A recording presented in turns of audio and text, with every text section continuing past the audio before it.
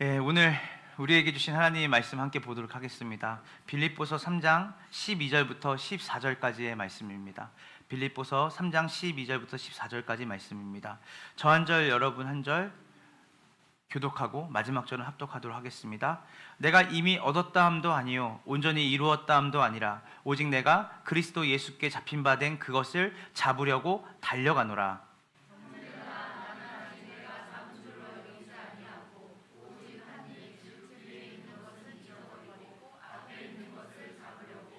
다 같이 합독할게요. 시작. 표대를 향하여 그리스도 예수 안에서 하나님이 위에서 부르신 부름의 상을 위하여. 아멘, 아멘입니다.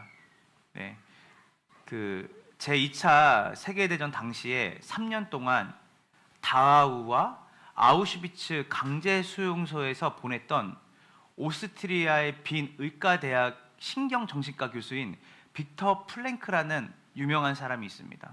그러니까 모두가 죽음의 현장 안에서 여러분이 잘 아시겠지만 아우슈비츠 강제 수용소 같은 경우는 가스실을 만들어서 얼마나 많은 유대인들이 학살을 당했어요. 그러니까 늘 죽음의 그늘에서 살았던 신경정신과 의사였던 빅터 프랭크, 약 3년 동안 그 수용소에서 죽음의 그늘 아래서 그가 늘 살았죠. 그래서 그 사람이 자기의 본업이 정신과 의사이기 때문에 늘 사람들의 정신적인 부분, 심리적인 부분을 굉장히 면밀하게 관찰했다고 해요. 그러니까 직업의식이 발동이 된 거죠, 그 안에서도. 근데 이 사람이 주옥 같은 말을 했어요. 인간이 그 수용소 안에서 인간이 행복하고 건강하게 살려면 반드시 미래에 성취하고자 하는 목적이 있어야 한다. 그가 그렇게 자신 있게 이야기할 수 있었던 이유는 그가 정말 그렇게 살았기 때문이에요. 나는 아우슈비츠 수용소에 끌려가서 출판 준비를 마친 원고를 빼앗겼다. 그 전까지 이제 책을 출판하기 위해서 쓰다가 잡혀간 거예요. 세계대전이 터지면서 잡혀갔다. 그리고 나는 원고를 빼앗겼다. 나는 그 원고를 반드시 쓰겠다고 굳게 결심했다. 이 원고를 새롭게 쓰고자 하는 간절한 열망 덕분에 나는 강제 수용소에서 모진 고초를 겪으면서 살아남을 수 있었다. 그 원고를 통해 탄생했던 게 뭐냐면 빅터 플랭크의 그 역작인 책이죠. 의사와 정신, 죽음의 수용소라는 글을 그가 마무리하게 됩니다. 오늘 우리는 이 빌립보서 3장 12절 14절의 주인공인 바울을 좀 같이 살펴보려고 하는데요. 바울에게는 어떤 목적과 어떠한 소망이 그에게 있었기에 그가 정말 성경, 기독교 2000년 역사 속에서 하나님의 그릇으로 그렇게 잘 쓰임 받을 수 있었을까? 그래서 우리가 바울의 태도, 바울이 추구했던 그 목적이 무엇인가를 살펴보면서 우리도 그와 같이 우리도 소망을 갖고 그가 삶에 가졌던 태도를 우리가 함께 갖기를 소원하는 오늘 이 시간 되기를 소망합니다. 때때로 우리가 성경을 읽을 때 바울과 같은 인물들을 대하면 뭐죠? 주눅이 들죠. 성경을 13권 이상을 썼고 또 그리고 삼층천을 보기도 하고 왔다 갔다 하기도 하고 또 그리고 그의 그림자 안에만 거해도 사람들이 병이 치유가 받는, 그리고 그의 말씀이 얼마나 권세가 있었습니까? 그래서 우리가 바울을 생각할 때 그를 특별하게 생각하는 경향이 있거든요. 바울은 특별해. 그래서 바울처럼 특별한 사람은 특별한 사람이기 때문에 그렇게 살 수 있었던 거야. 그처럼 우리는 특별할 수가 없어. 근데요, 성경은 어느 누구에게 특별함을 얘기하지 않아요. 자, 우리 로마서 7장 19절부터 20절 한번 보겠습니다. 로마서 7장 19절부터 20절, 바울이 자기 자신에 대해서 얘기한 거죠. 준비 시작.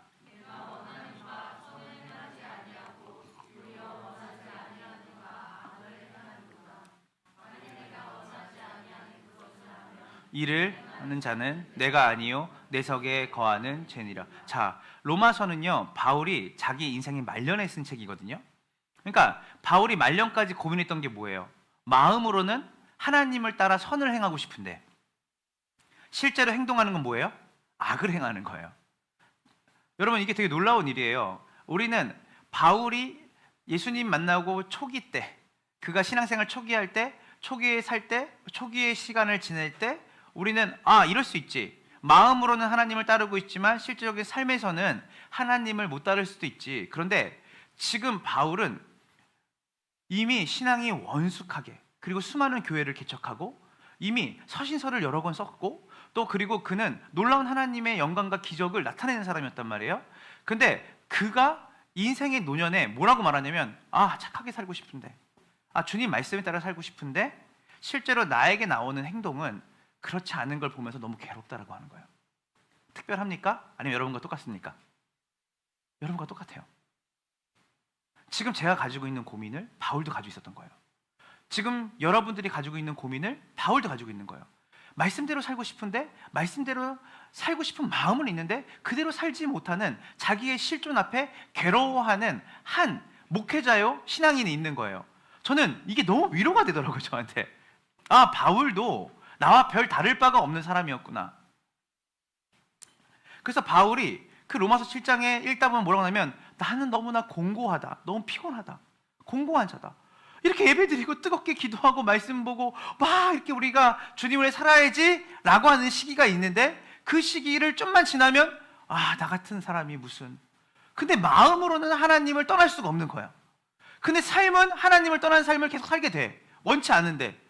그런 엎치락뒤치락하는 시름과 같은 자기의 삶을 바울은 뭐라고 하냐면, 나는 너무나 피곤한 삶을 살고 있구나. 그래서 우리가 한 가지 알아야 되는 사실 중에 하나가 뭐냐면, 모든 그리스도인들은 이 싸움을 한다 안 한다? 한다는 거예요. 마음으로는 원하지만 그것대로 살지 못하는 그 괴리를 우리는 가지고 살아갈 수밖에 없는 인생으로 하나님이 허용하신다는 거예요. 그래서 우리가 구름 위를 걷는 것 같은 이야기를 하는 분들이 있어요. 완전하게, 완벽하게, 완전 성화. 그러나 성경은 우리에게 완전한 거룩을 얘기하지 않아요. 여러분이 거룩한 거, 성도님이라고 말할 수 있는 건 왜 성도라고 말할 수 있는지 알아요? 하나님이 여러분을 거룩하다고 말씀해 주시니까 여러분이 성도가 되는 거예요. 여러분의 삶이 성도가 아니라. 이해되십니까? 그래서 우리가 하나님의 의로움을 우리가 받았기 때문에 성도인 거지, 여러분의 삶이 성도라서 거룩해서 성도라고 받는 게 아니에요. 이해되십니까? 그래서 우리는 의인이에요. 이중 신분을 가지고 있어요. 의인이에요. 여러분의 신분은 의인이에요. 그러나 삶은 죄인이죠. 루터가 했던 말이에요, 종교개혁자. 우리는 의인이자 뭐다? 죄인이다. 그래서 여러분이, 우리가 생각하면서 나는 왜 저 경지에 도달하지 못할까? 나는 저렇게 완벽하게 살지 못할까? 제가 그 완벽하게 사는 것처럼 말하는 분들 만나면 그분들 완벽하지 않아요. 완벽하지 않아요. 완벽한 사람 없습니다. 그러니까 바울도 나는 너무 공고하다. 여러분, 바울보다 대단한 신앙인이 있다고 하면 나와보라고 해보세요. 성경을 13권 이상을 쓰고 정말 여러 교회를 개척하고 정말 그가 하나님과 가장 가깝다고 말할 수 있는 기독교 역사상에서 가장 위대한 인물인 그도 죄와의 싸움에서 늘 뭐 했다는 거예요? 피곤했다는 거예요. 자, 나는 여기서 정말 바울과 같은 상태와 마음을 가지고 있는데 내가 너무 죄책감이 들고 나는 정말 신앙생활을 떠나야겠다는 생각을 수시도 많이 한다. 나 같은 사람이 무슨 교회를 오고 나 같은 사람이 무슨 기도를 한단 말인가, 이런 생각을 하고 있다면 여러분은 정상적인 그리스도인이에요. 이해되십니까? 여러분은 정상적인 거예요. 구름 위를 걷는 사람으로 여러분이 이 땅에 살지 못해요. 여러분이 완벽하게 완성된 모습으로 이 땅에 살 수가 없어요. 왜냐하면 이 땅은 아직 이미와 아직 사이에 존재하기 때문이에요. 자, 그런데 이런 갈등을 겪은 바울이, 이런 고민을 겪은 바울이지만 우리는 한 가지 놓치지 말아야 되는 건 뭐냐면, 그런 바울이었지만 그 바울을 하나님이 어떻게 쓰셨어요? 위대하게 사용하셨어요. 우리는 여기서 하나님의 주권도 얘기해야 돼요. 하나님이 이런 작은 그릇 같은 바울도, 지그릇 같은 바울도 하나님이 주권적으로 쓰셨다. 그러나 우리는 성경은 두 가지 다 얘기를 해요. 하나님이 주권적으로 쓰세요. 맞습니까? 토기장이 같은 사람들 쓰세요. 그리고 하나님이 그 보석함에 담겨지는 보석과 같이 세상적으로 볼 때 그런 사람들 쓰세요. 중요한 거는 하나님이 쓰시는 사람은 어떤 사람이냐면, 하나님의 은혜를 기억하고 하나님 앞에 깨끗하고 거룩하게 삶을 살기 위해서 치열하게 고민하는 사람을 하나님이 사용하신다는 것도 기억하셔야 돼요. 그래서 하나님이 다 하신다라고 하는 말과 더불어 뭐가 있냐면, 하나님이 내 삶을 들어서 보고 사용하신다는 것도 동시에 같이 가지고 있어야 되는 거예요. 자, 그래서 우리가, 바울도 우리와 똑같은 성정의 사람이었고 바울도 그 죄 때문에 고민하는 사람이었지만 그는 어떻게 능력 있는 그리스도인을 살 수 있었을까? 그럼에도 불구하고. 그래서 여기서 우리가 오늘 특별하고 어떤 대단한 신비한 얘기를 하려고 하는 게 아니라, 신비한 체험이나 능력을 바울이 경험했기 때문에 그렇게 살았던 게 아니라, 바울도 우리가 똑같은 사람이지만 바울은 기본적인 원칙을 가지고 있었고 그 원칙에 순종했다는 거예요. 그래서 오늘 그 원칙을 여러분과 나누고 싶어요. 여러분이 오늘 잘 말씀을 들으면 나도 바울과 같이 하나님께 쓰임받을 수 있다라고 하는 여러분이 변하지 않는 원칙을 여러분이 갖고 오늘 집에 돌아가는 거예요. 여기에 순종한다면. 자, 제가 일단은 여러분들에게 바울과 같이 하나님께 쓰임받고 싶은, 그 바울과 같이 기쁨이 넘치는 사람, 이런 고민은 있지만, 이런 고민을 가지고 평생을 살았지만 그 고민을 넘어서 오는 기쁨과, 고민을 넘어서 복음을 전하는 삶과 이 기쁨을 빼앗기지 않았던 바울에게 원칙이 있는 거예요. 액션 A부터 Z까지의 플랜이 있었던 거죠. 그래서 그 플랜을 여러분에게 말씀드리기 전에 여러분에게 궁극적인 질문 하나 해야 되겠어요. 여러분 여기 스스로 답해 보세요.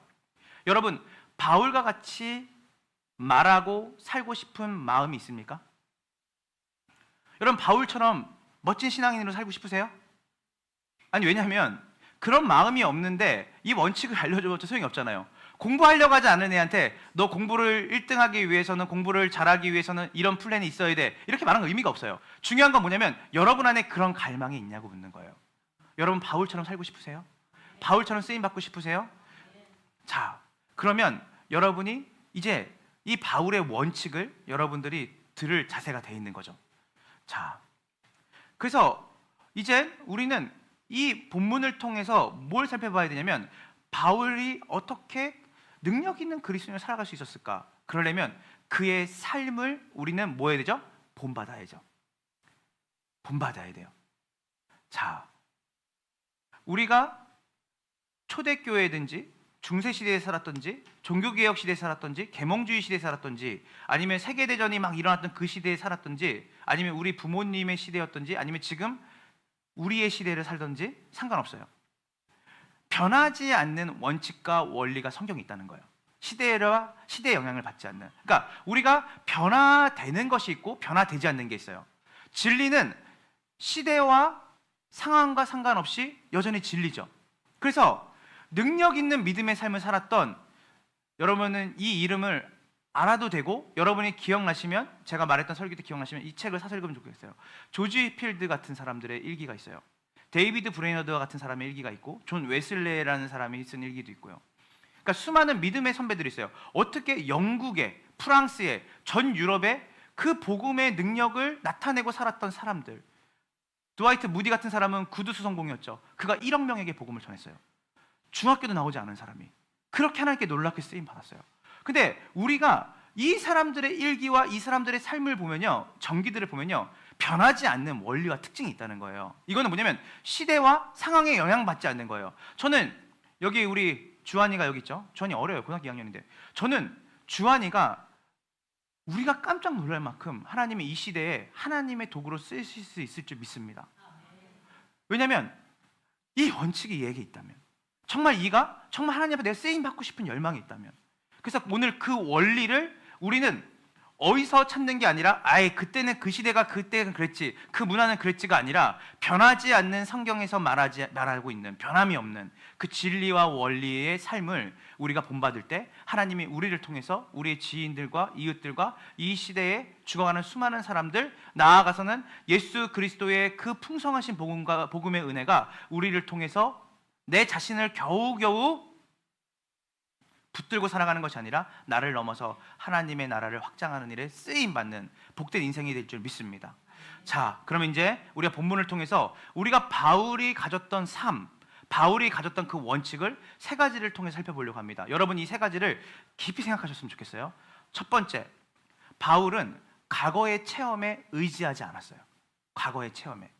자, 우리 13절을 한번 다 같이 볼게요. 13절 준비 시작. 형제들아, 나는 아직 내가 잡은 줄로 오직 된 일, 즉 뒤에 있는 것을 잊어버리고 앞에 있는 것을 잡으려고. 제가 신앙의 화석화를 이미 경험하고 있는 분들의 특징이 뭐냐면, 내가 왕년에는 기도 많이 했다는 거예요. 내가 과거에는 뜨겁게 신앙생활 했다는 거예요.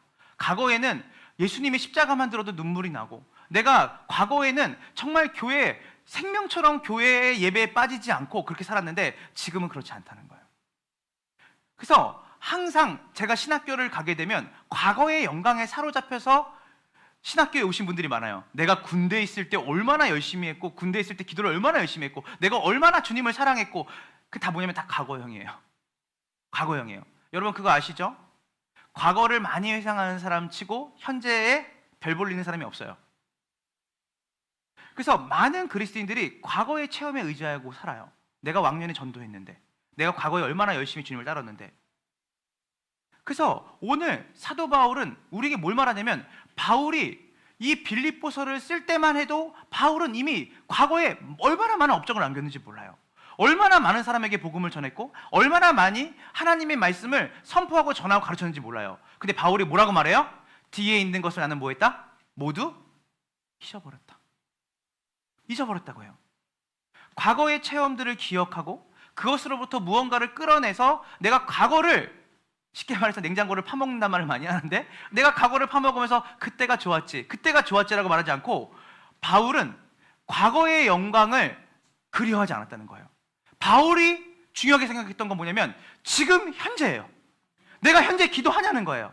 내가 현재 지금 기도하고 있냐는 거예요. 내가 현재 전도하고 있냐는 거예요. 내가 현재 지금 예수님을 내 삶의 주인으로, 내 삶의 왕으로 내가 모시고 살아가고 있냐는 거예요.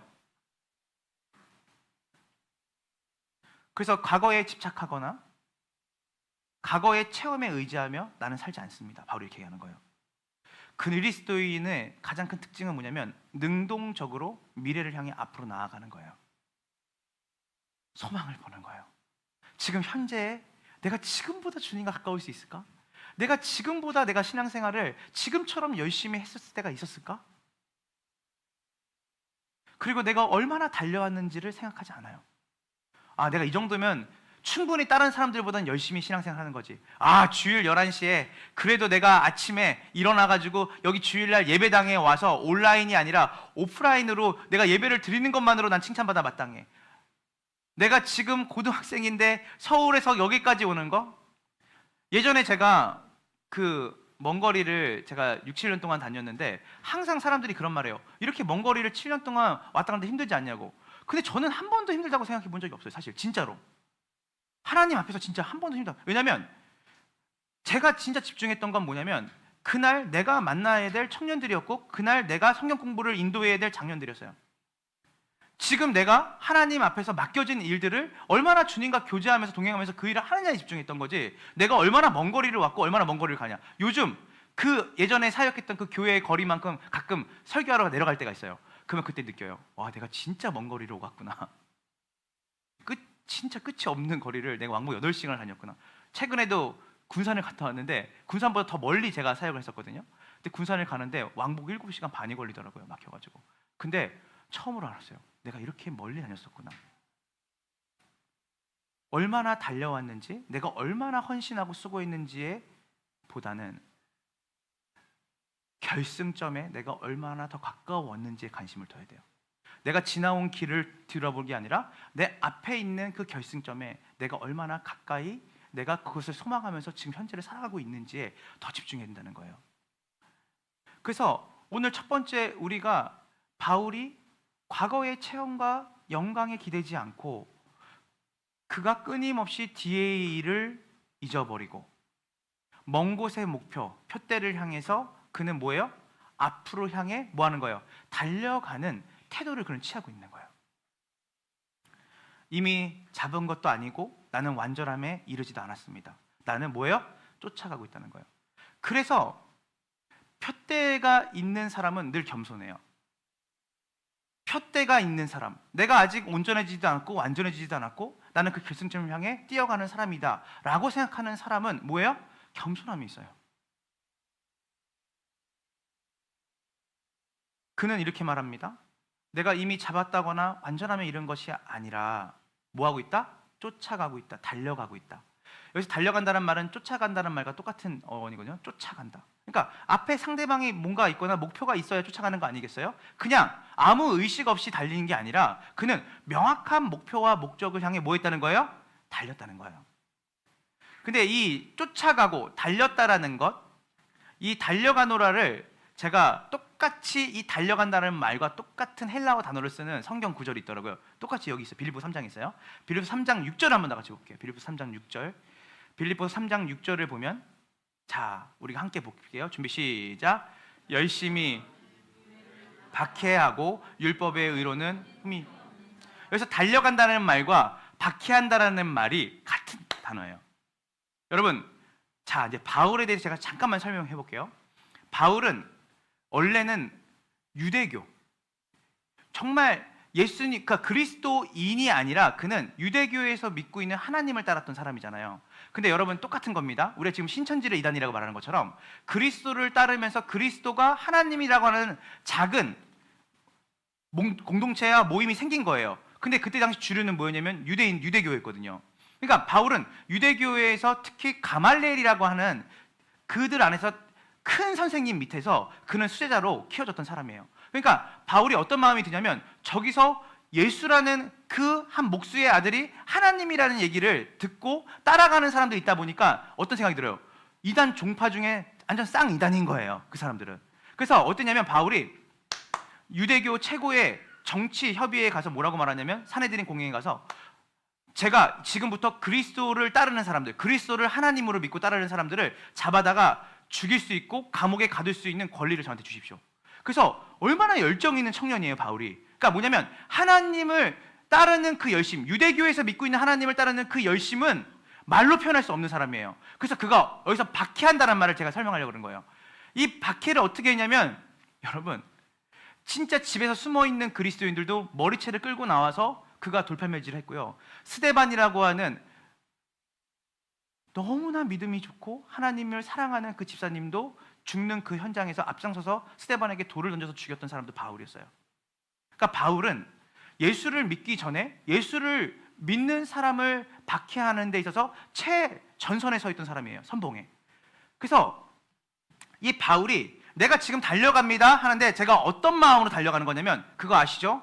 예전에 제가 그리스도인들을 박해하고 그리스도인들을 쫓아갈 때 어떻게 쫓아가는지 알죠? 살기 등등해서 그들이 네가 죽지 않으면 내가 죽을 거야 라는 마음으로 제가 달려갔던 걸 기억하죠. 제가 그 마음으로 지금 뭐 하는 거예요? 한 목표를 향해 달려가고 있다는 거예요. 어설프게 뛰는 게 아니에요. 어설프게 쫓아가는 게 아니라 나는 내가 박해했던 그 마음, 그 이상으로 지금 한 표적을 향해, 표대를 향해 달려가고 있습니다. 달려가는 자기의 심정과 태도를 자기가 박해했던 그 과거의 모습과 뭐 하는 거예요? 오버랩 하는 거예요. 그러니까 거기서 뭘 보죠? 그의 표대를 향한 열심과 열정을 우리 명확하게 보게 되는 거죠. 전에는 내가 그 열심과 그 열정으로 그리스도인들을 잡아다 죽이고 핍박하고 모욕하는 일에 내가 열심과 열정을 했지만, 이제는 다른 방향으로 열정이 생긴 거예요. 과거에는 그리스도인을 핍박하는 일에 열정이 있었지만 지금 뭐예요? 그리스도를 따르고 그리스도를 본받는 일에 자기의 열심과 열정이 바뀌었다는 거예요. 노력하고 있어요. 그냥 뛰는 게 아니에요. 전력 질주하는 거예요. 달려가는 사람의 모습이 있어요. 여기서 그의 열심을 보게 되는 거예요. 뭐에 대한 열심? 표대를 향해 달려가는 그의 열심을 보게 되는 거예요. 그래서 저는 이것이 여러분이 놓치지 말아야 되는 변하지 않는 그리스도인의 삶이라는 것을 말하고 싶어요. 변하지 않는 원리. 자, 우리 빌립보서 2장 12절부터 13절을 한번 다 같이 보도록 하겠습니다. 빌립보서 2장 12절부터 13절입니다. 다 같이 읽을게요. 준비 시작. 그러므로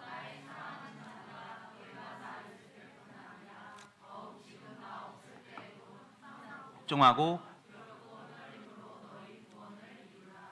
너희 안에 행하신 이는 하나님이시니 자기의 기쁘신 뜻을 위하여 너희에게 소원을 두고 행하게 하시나니. 자, 우리 12절 한번 띄워주세요. 보세요. 자, 우리가 여기서 여러분이 좀 알아야 되는 부분이 있어요. 저는 설교를 할 때 교리도 같이 들어와서 설교를 하거든요. 이게 되게 중요해요. 교리라는 것은 뭐냐면 성경 전체가 말하는 원리가 있다는 거예요.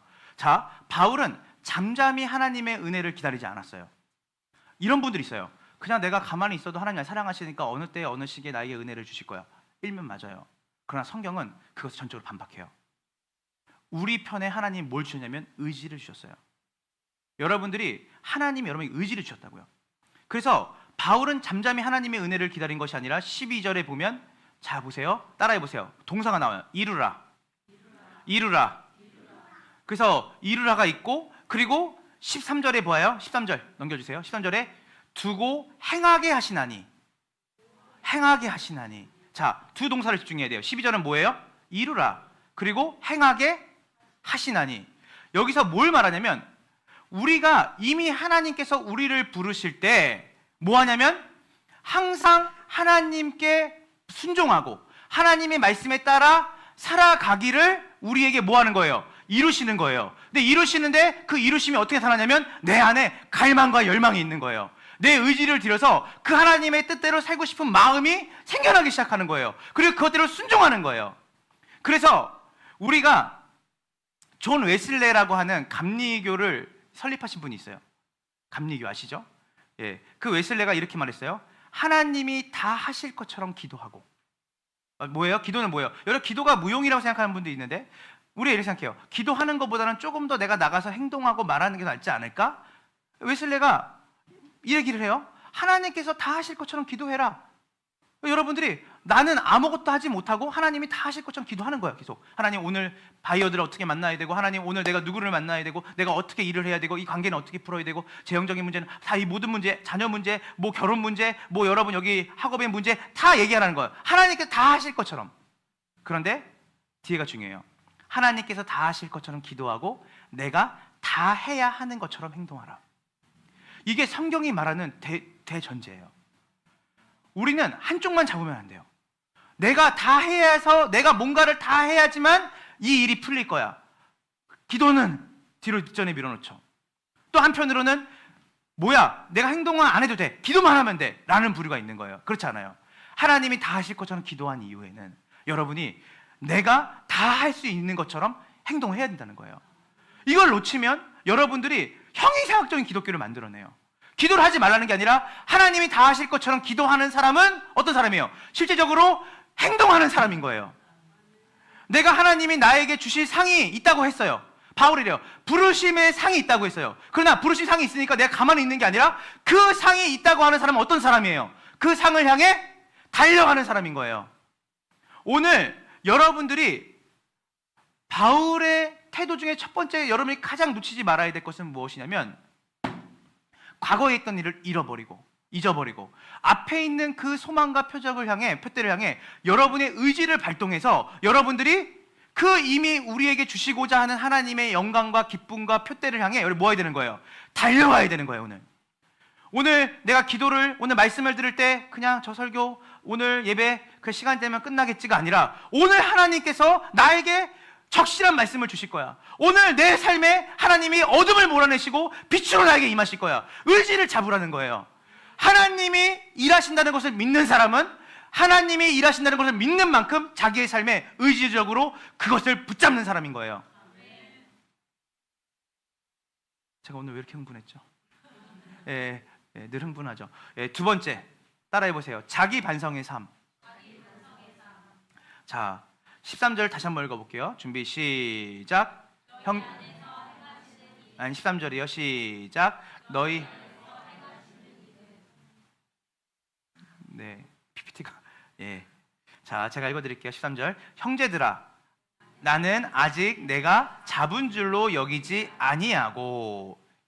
자, 여기서 여러분이 좀 어렵지만 바울은 뭐라냐면 스스로 관해서 자기에 관해서 얘기하는 거예요. 따라해보세요. 자기 기만.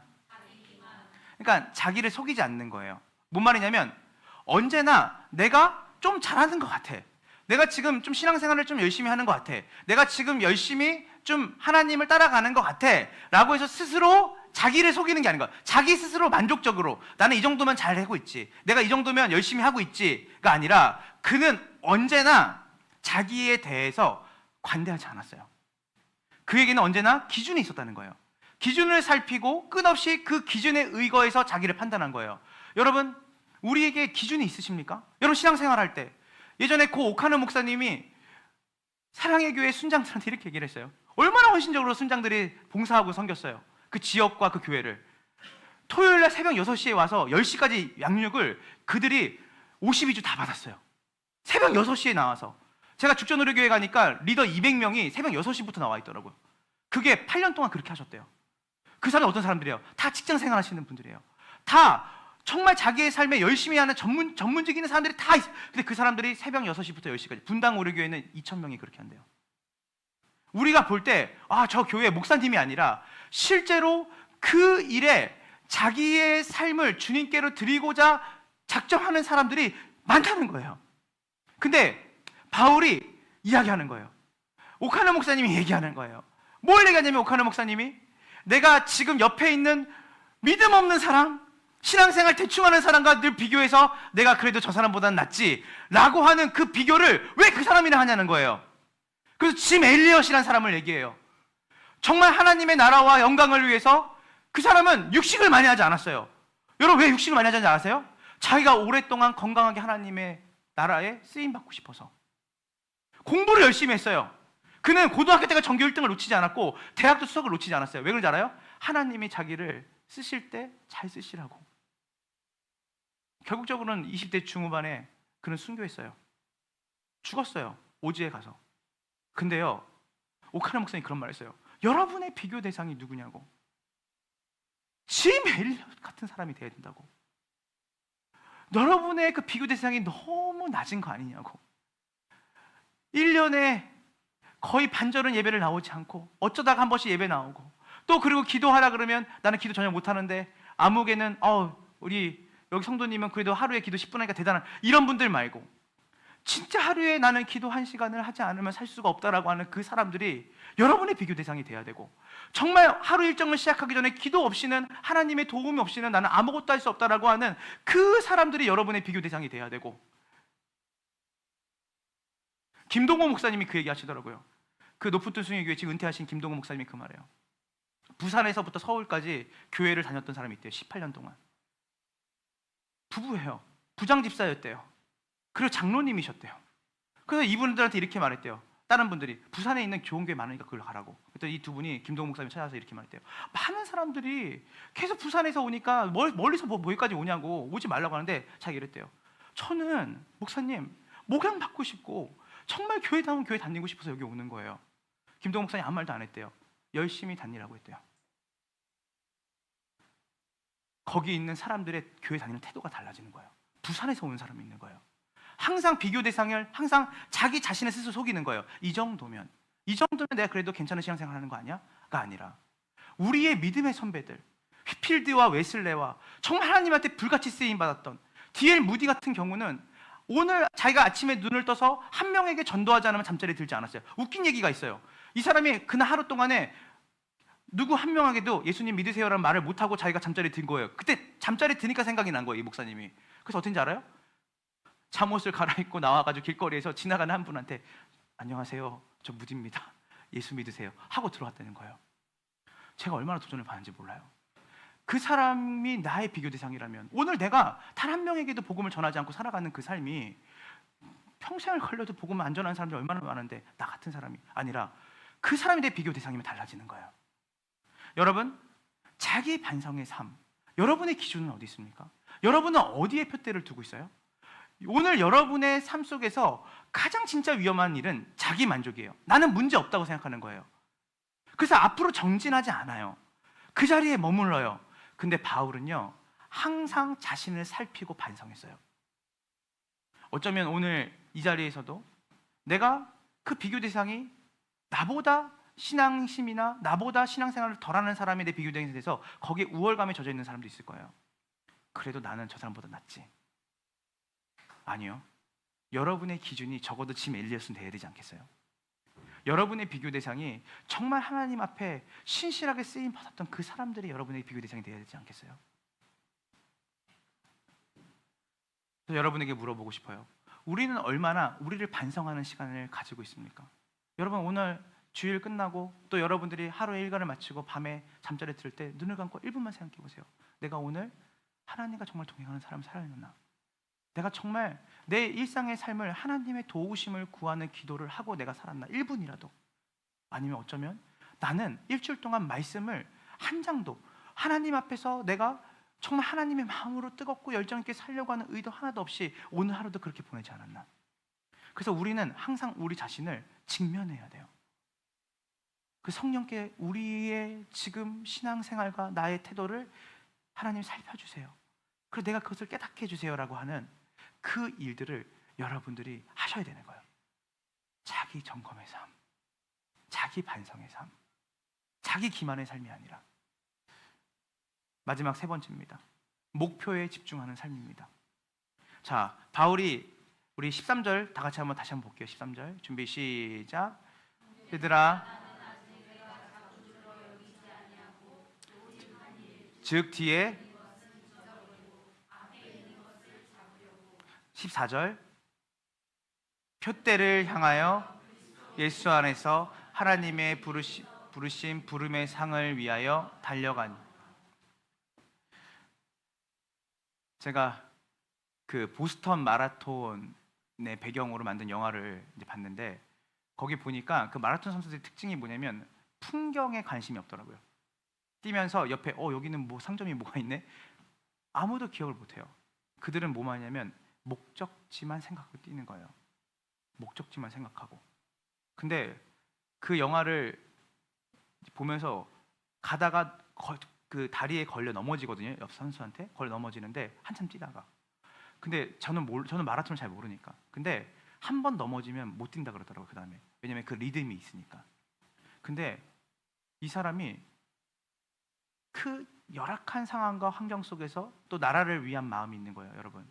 그러니까 이 사람이 끝까지 그 목적지를 향해 뛰는 걸 보거든요. 근데 뛰는데 이 사람이 거기서 옆에 누가 있냐, 막 주변에 누가 있냐 보는 게 아니에요.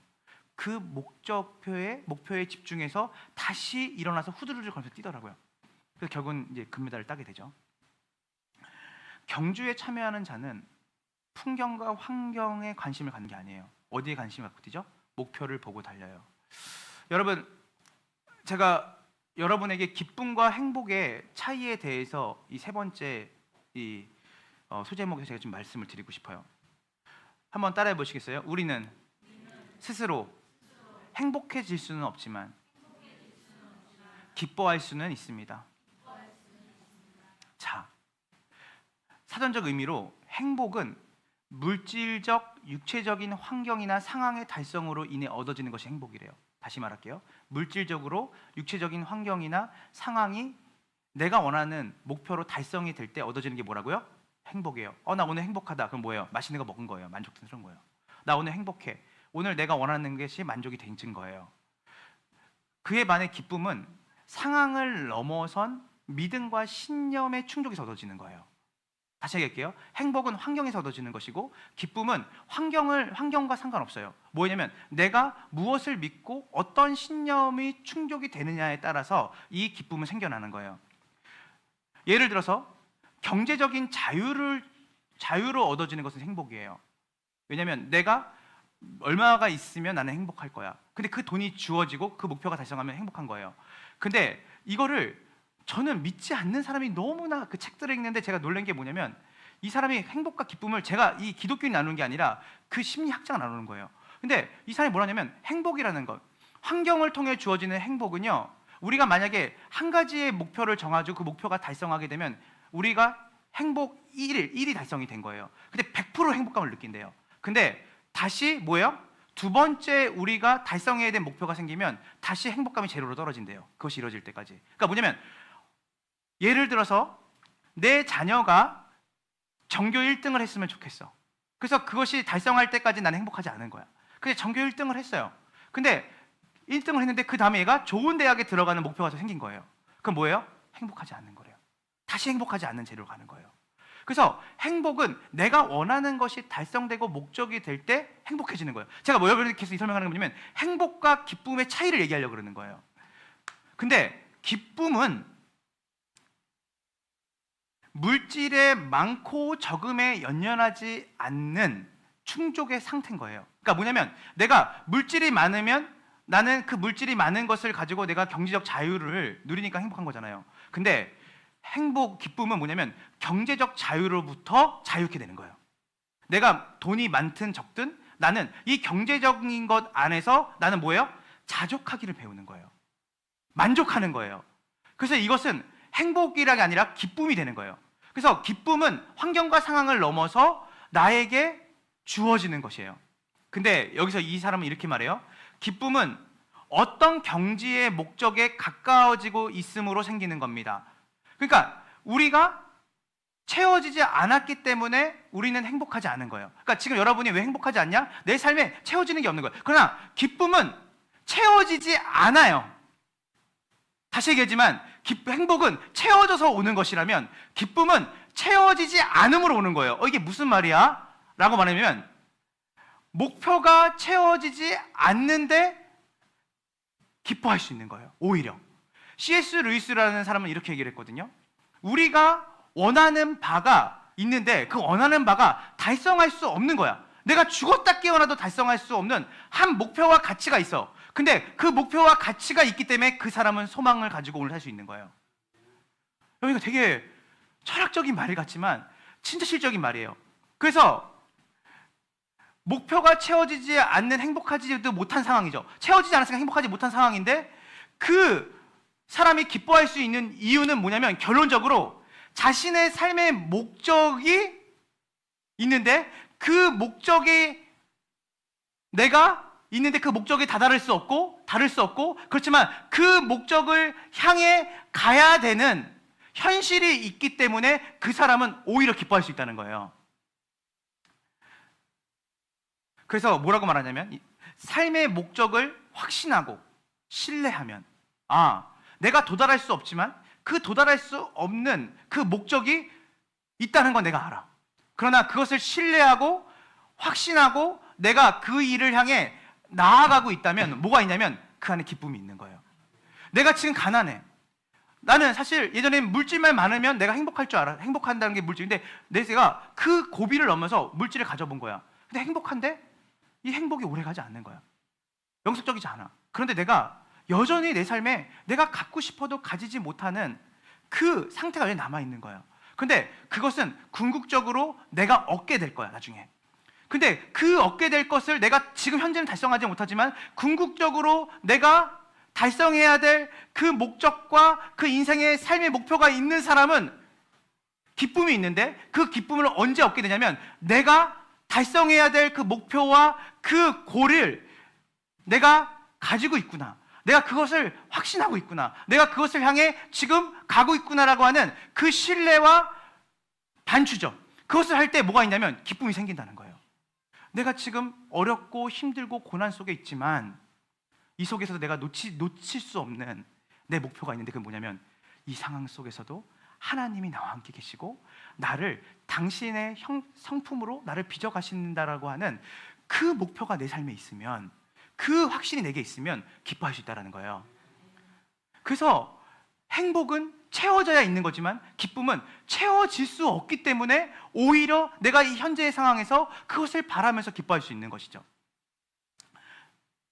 그래서 오늘 바울이 푯대를 향해 달려간다. 근데 바울이 또 빌립보서에 뭐라냐면 항상 뭐하라? 기뻐하라고 했어요.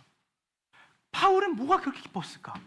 왜냐하면 바울은 잡고 싶지만 잡을 수 없는 푯대가 있었고 그러나 그 푯대가 지금 현재의 자기의 삶에 뭔가를 채워지지 않더라도 그 푯대가 명확하고 그 푯대에 대한 확신이 그의 삶 가운데 매일같이 날마다 죽노라라고 하는 자기의 신앙의 반추를 통해서 맞아, 내가 이렇게 가난하지만 내가 가야 될 목표가 있지. 내가 지금 부유하지만 그래도 내가 가야 할 목표가 있지. 내가 지금 이 채워지지 않았지만 채워야 나중에는 궁극적으로 채워질 수 있는 그 영원한 하나님의 소망과 풍성한 은혜가 그곳에 있지. 내가 여기서 이 지금 감정에 내가 지금 있는 환경에 채워지지 않으므로 행복감을 느끼지 못할 수는 있어. 그러나 내가 기쁨은 포기할 수 없지. 왜냐하면 내가 궁극적으로 내가 얻게 될 상급이 있고 내가 지금 이 속에서도 놓치지 않고 붙잡을 수 있는 그것은 부하든 부하지 않든 놓칠 수 없는 뭐가 있는 거예요? 내게 가지고 있는 가치가 있는 거예요.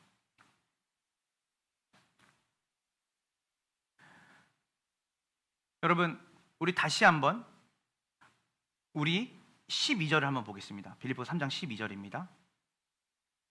준비 시작. 내가 이미 얻었다 함도 아니요 온전히 이루었다 함도 아니라 오직 내가 그리스도 예수께 잡힌 바 된 그것을 잡으려고 뭐하노라?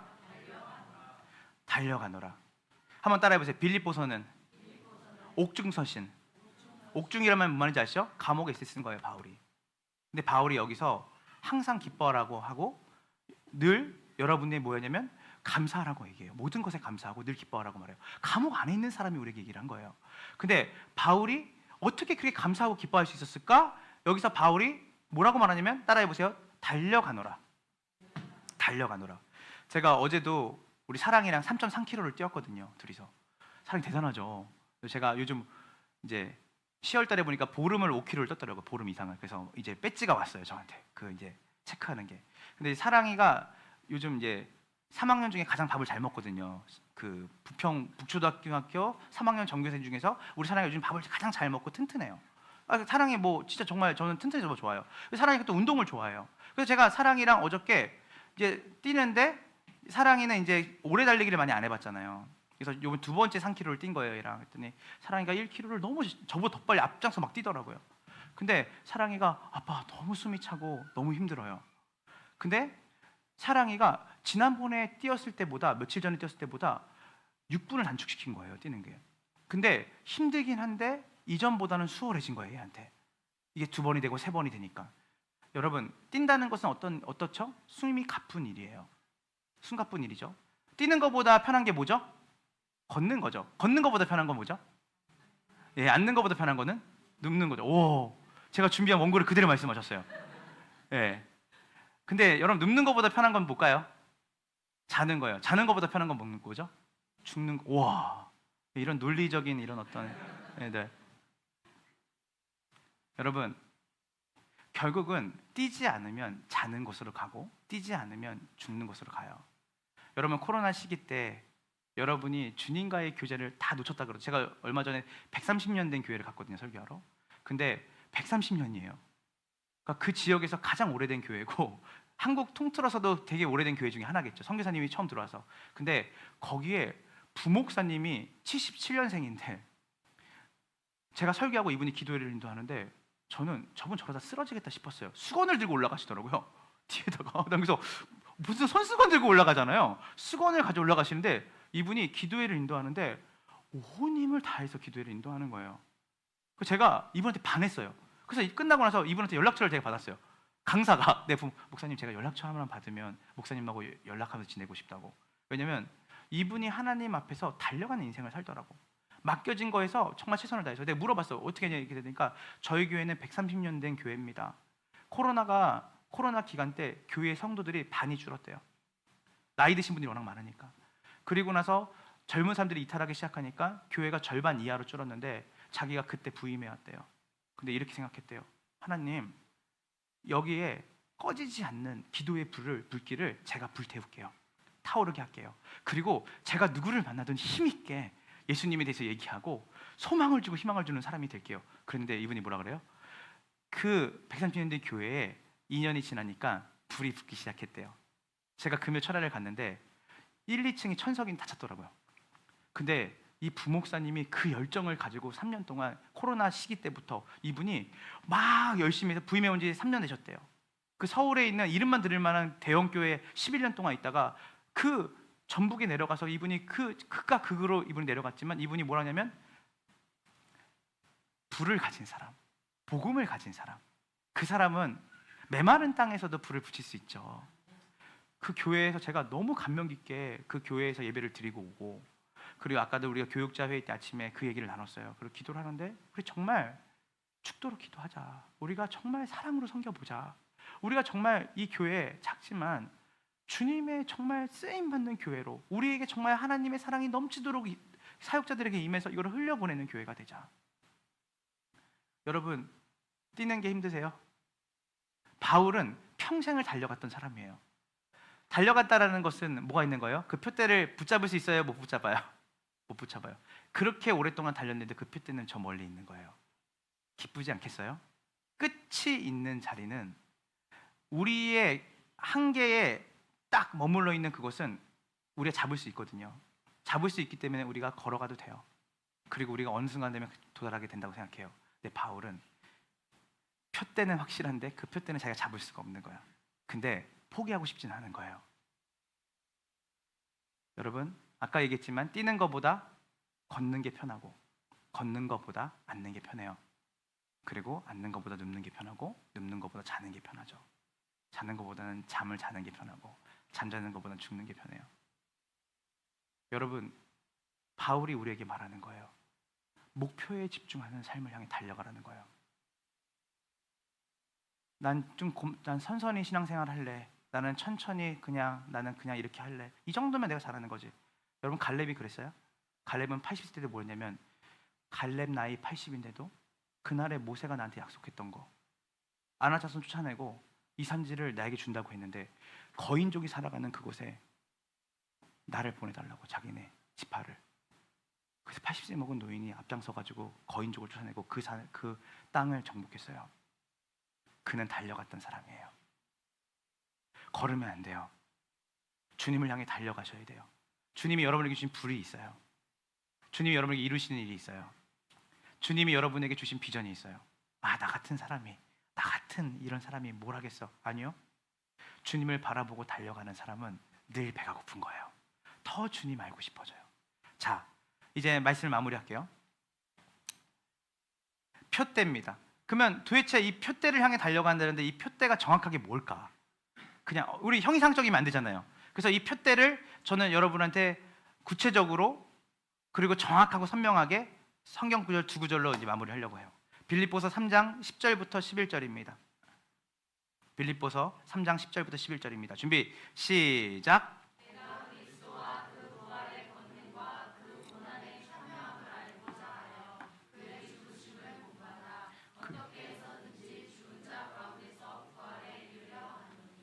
자, 이렇게 하면 여기 초신자분들은 복잡하죠? 어떤 말인지. 바울이 뭐라냐면, 내가 그리스도의 십자가의 죽으심과 그 부활하심의 그 사건의 의미를 내가 더 경험하고 알고 싶습니다. 이 말은 뭐냐면, 저는 제 표대는 뭐냐면 예수님을 아는 거예요. 예수님이, 여러분 그거 아시죠? 안다는 것은 굉장히 복잡한 말이에요. 왜냐하면 여러분이 내가 다 알아 하는 순간 뭐예요? 여러분이 컨트롤할 수 있는 존재가 되거든요. 네, 하나님이신 그분은 우리가 컨트롤할 수 있는 분이 아니에요. 그분의 사랑을 여러분이 안다고요? 아니요, 몰라요. 그분의 은혜를 안다고요? 몰라요. 그분의 지혜를 안다고요? 몰라요. 그래서 바울은 로마서 11장에 뭐라고 하냐면, 깊도다 측량할 수 없도다 하나님의 지혜요 지식이요. 그렇게 13권의 성경책을 기록했던 그 바울이, 그리고 그렇게 많은 교회를 개척했던 바울이 뭐냐면, 하나님을 아는 지혜와 지식은 측량할 수도 없고 알 수도 없구나. 다 얼마나 겸손해요. 바울의 표대는 뭐였어요? 오늘 하루 살더라도 오늘 하루만큼의 분량만큼 예수님을 더 알고 싶은 게 그의 삶의 목표였어요. 이거는 돈이 있어도 돈이 없어도, 내가 스펙을 많이 가져도 안 가져도, 내가 가난에 처하든 부하에 처하든 내가 어떤 상황이든 상관없어요. 오늘 내가 있는 그 자리에서 내 목표가 예수님을 더 깊이 알아가고 예수님을 닮아가는 게 내 목표와 목적이 되면 그 사람 뭐 하는 거예요? 기뻐하는 사람이 되는 거예요.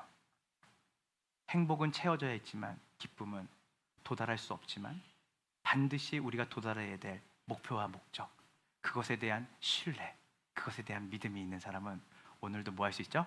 기뻐할 수 있어요. 우리 세 가지를 우리 생각하고 우리 이제 기도하고 할 텐데요. 자, 우리 한번 첫 번째, 우리 오늘 바울의 태도. 첫 번째, 바울은 과거의 체험에 의지하지 않았어요.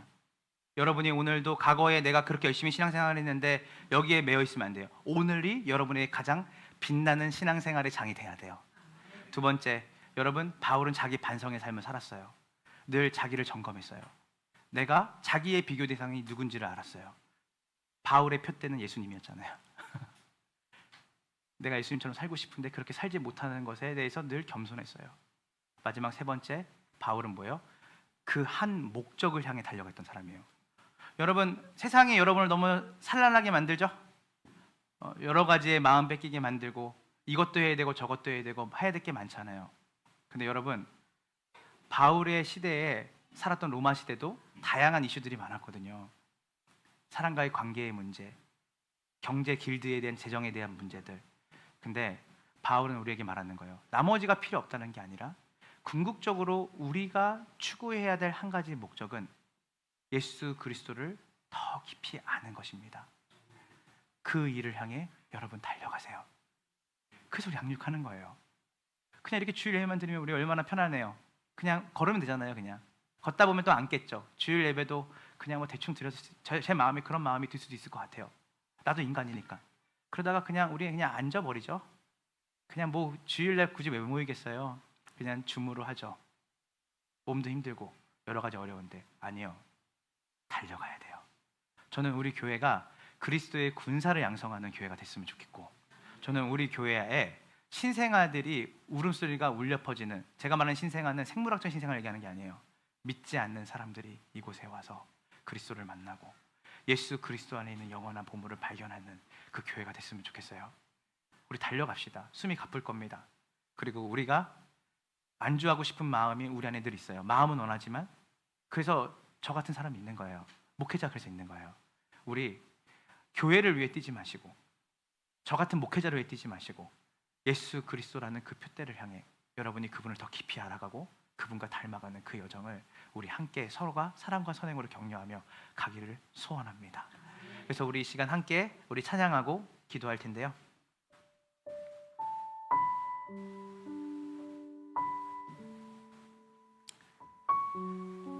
제가 제일 좋아하는 곡 중에 하나예요. 오늘 이 본문의 말씀과 동일합니다. 바울이 목표는 단 하나였어요. 예수님처럼 말하고 예수님처럼 행동하고 예수처럼 사는 거였어요. 근데 잡을 수가 없죠. 예수님을 우리가 어떻게 완벽하게 닮겠어요?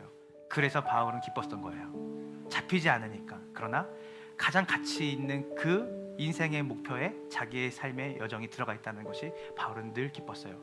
그걸 생각했어요. 이 상황과 채워지지 않는 이 어려운 상황 속에서 나는 행복하지 않아. 행복은 감정이거든요. 난 행복하지 않아. 근데 내가 이 감정에 억눌리지 않고, 아 맞아, 내가 이것을 채우는 것에 내 인생에 있지 않고, 이것이 채워지지 않더라도 변하지 않는 내 삶의 목적과 소망이 있지.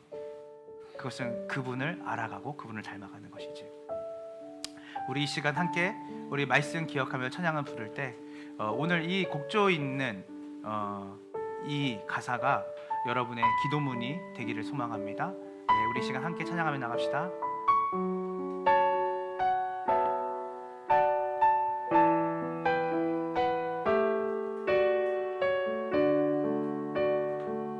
계절은 흐르고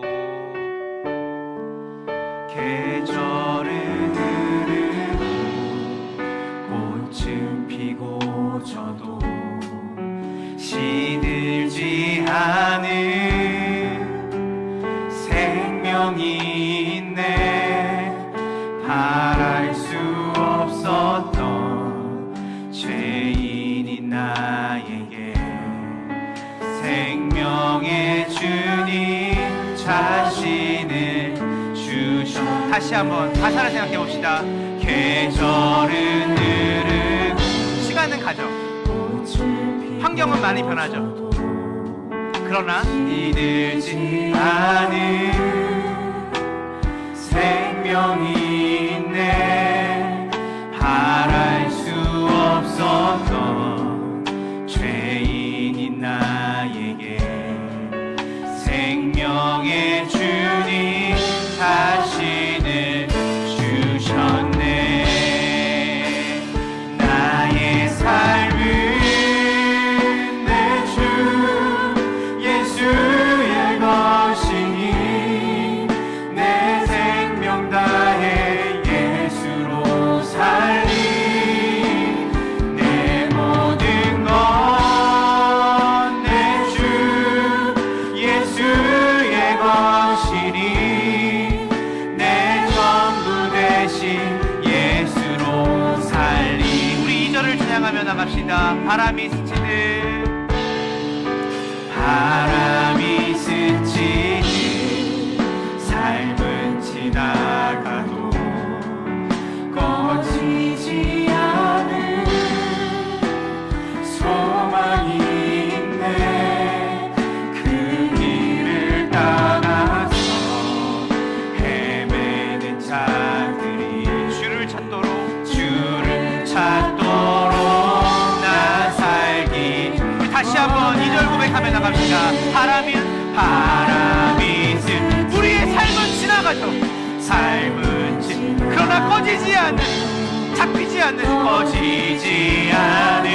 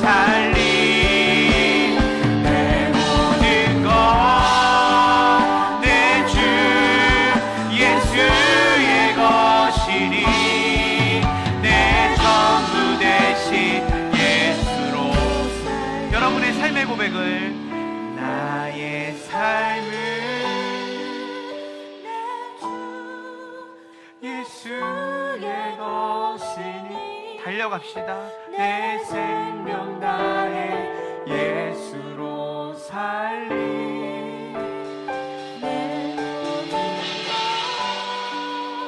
내 주 예수의 것이니 내 전부 대신 예수로 살리. 제가 말씀을 주면서 기도하는데 여러분 그냥 이렇게 얘기할 수 있잖아요. 여러분 그냥 편한 대로 신앙생활 하시고 여러분 그냥 할 수 있는 만큼 하세요. 근데 여러분 이게 좋은 목회자의 태도가 아니더라고요. 여러분의 진짜 행복은 여러분을 달려가게 만드는 거예요. 근데 그것이 강요가 되면 안 돼요. 강제가 돼서는 안 돼요. 제가 할 수 있는 일은 예수님이 얼마나 귀한 희생과 가치를 여러분에게 주셨는지를 저는 그 은혜로 여러분에게 전달을 하고, 그리고 여러분이 그 은혜 안에 머물면서 여러분의 삶을 걷게 하면 안 되고 여러분의 삶을 앉게 하면 안 되고 잠을 자게 하면 안 되겠다.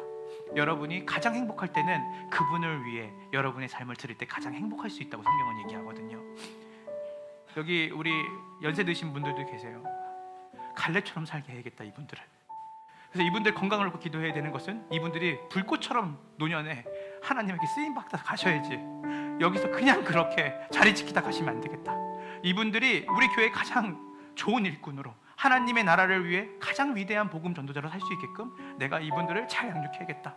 여기 있는 젊은 친구들, 우리 청년들, 우리 주한이, 그리고 우리 여기 있는 젊은 부부들, 또 앞으로 와야 되는 사람들, 여러분 주님 안에 생명이 있습니다. 주님 안에 소망이 있고 주님 안에 진짜 기쁨이 있어요. 저는 그 기쁨을 아는 여정을 여러분과 제가 서로 사랑과 선행으로 격려하며 그 일들 같이 이뤄갔으면 좋겠습니다. 오늘 바울이 얘기했어요. 여러분의 비교 대상은 누구입니까? 나는 늘 반성하는 삶을 삽니다. 나는 과거의 영광에 사로잡히지 않습니다. 더 주님을 아는 일에 저는 더 열심을 내며 살고 싶습니다. 여러분 기도하시고 여러분 이 교회를 위해 생명 걸고 여러분의 삶을 들이시고, 저도 여기 있는 모두도 이 땅에 하나님이 우리를 빛으로 소금으로 이 땅 가운데 보내셨다면 우리의 삶이 정말 이 짧은 경주를 하는 인생 가운데 그 목표가 날로 가까워지고 있다고 얘기를 해요. 주님 다시 오십니다. 그리고 우리의 삶 가운데 여러분의 그 신앙의 연수대로 여러분이 살았던 그 삶을 계수하는 때가 올 겁니다. 마지막까지 최선을 다해서 우리가 주님이 주신 그 기쁨을 가지고 다른 박질하는 우리 함께하는 게 모든 성도들이 되기를 소망합니다. 그래서 오늘 이 시간 다 같이 기도하며 나갈 때, 주님, 제가 과거를 잃어버리겠습니다. 과거의 일에 영광에 사로잡히지 않겠습니다. 그리고 주님, 제가 주님 그 비교 대상을 이제는 내가 여기까지만 하면 되겠다. 내가 아니라 하나님, 제 인생을 불꽃처럼 사용하여 주십시오. 하나님, 제 인생에 더 많은 하나님 생명이 잉태되어질 수 있는 그 삶으로 주님 저를 사용하여 주시옵소서. 그리고 마지막으로 주님, 제 표대는 예수 그리스도를 닮아가는 것입니다. 예수 그리스도를 아는 것입니다. 그 일에 하나님, 제가 주변과 환경을 바라보면서 여기저기 관심을 두고 기웃거리는 인생이 아니라 그 표대를 향해 명확하게 달려가는 인생으로 주님 우리를 사용해달라고, 함께하는 교회를 사용해달라고 이 시간 다같이 주의 참 기도하며 자기 자신과 이 교회를 놓고 이 시간 기도하며 나갑시다. 주여,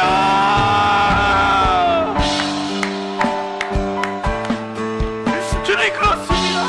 주님 그렇습니다. 주님을 더 알기 원합니다. 하나님, 바울이 여러분 기뻐하십시오. 여러분 감사하십시오. 저는 이전 것을 잃어버렸습니다. 저에게는 이 현재와 앞으로 미래의 소망이 제게 더 중요합니다. 하나님, 우리가 주님 편대를 향해 달려가게 하시고 그 목적을 향해 달려가게 하여 주십시오. 더 사랑하게 하시고 더 예수님처럼 서로의 필요를 채우게 하시고 예수님처럼 더 이웃들의 아픔을 위로할 수 있는 사람 되게 하시고, 또 무엇보다 죄와 사망의 권세를 꺾으시고 우리를 구원하신 예수 그리스도의 그 복음의 능력을 전하는 일에 하나님 우리가 걷지 않고 소망합니다. 하나님, 우리의 지금 신앙생활이 과거를 그리워하고 하나님, 지금 힘들고 지치고 어려운 일을 만나고 해서 우리가 걷고 있고 우리가 누워있기를 원하고 우리가 앉아있기를 원한다면, 오늘 바울이 감옥에서 우리에게 주었던 이 말씀 붙잡게 하소서. 나는 편대를 향해 달려가고 있습니다. 나는 그때를 향해 달려가고 있습니다. 나는 주저하지 않습니다. 나는 앞에 있는 그 그리스도의 십자가에 죽으심과 부활하심을 내 몸에 지고 내가 살아가기를 원합니다. 예수를 더 알기를 원합니다. 어제보다 오늘 더 알기 원하고 오늘보다 내일 더 알기 원합니다. 하나님, 우리에게 그 목표와 그 목적을 향해 하나님 달려갈 수 있는 힘을 허락하여 주시옵소서.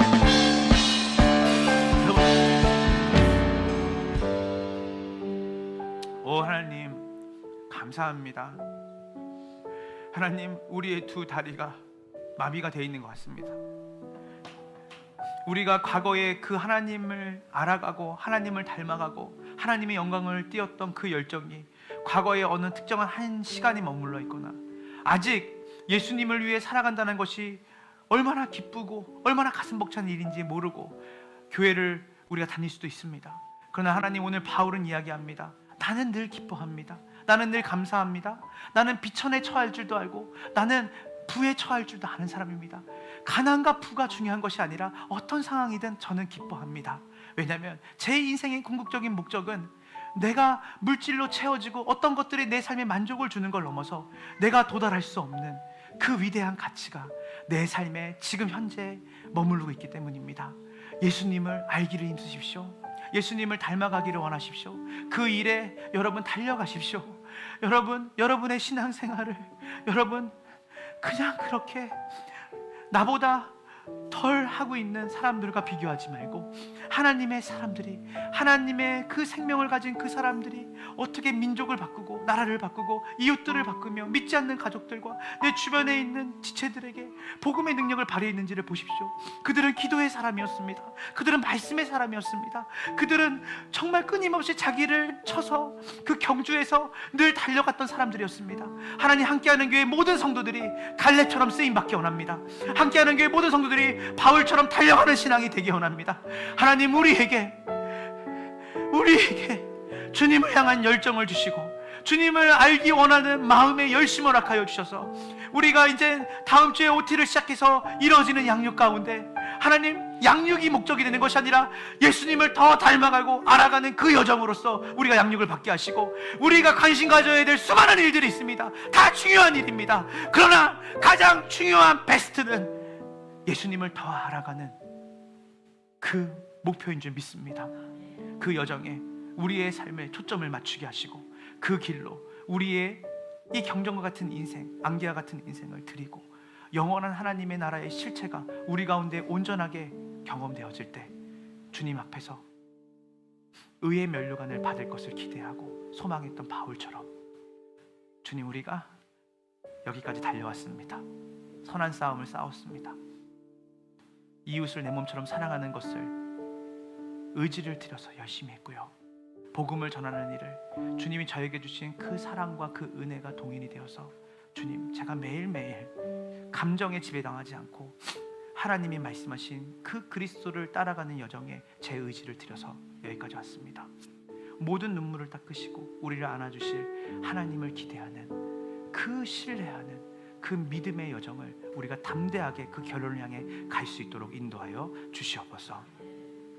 지금은 우리 구주 예수 그리스도의 은혜와 아버지 하나님의 크신 사랑과 성령 하나님의 교통하심이 표대를 향해 달려가며 예수 그리스도를 아는 그 일에, 그리고 그분을 전하고 그분을 이 땅 가운데 보여주는 그 일에 바울과 같이 강한 군사가 되어서 하나님 자신의 삶을 드리기를 원하는 함께하는 교회의 모든 성도들의 삶 가운데 지금으로부터 영원까지 함께 있을지어다. 아멘.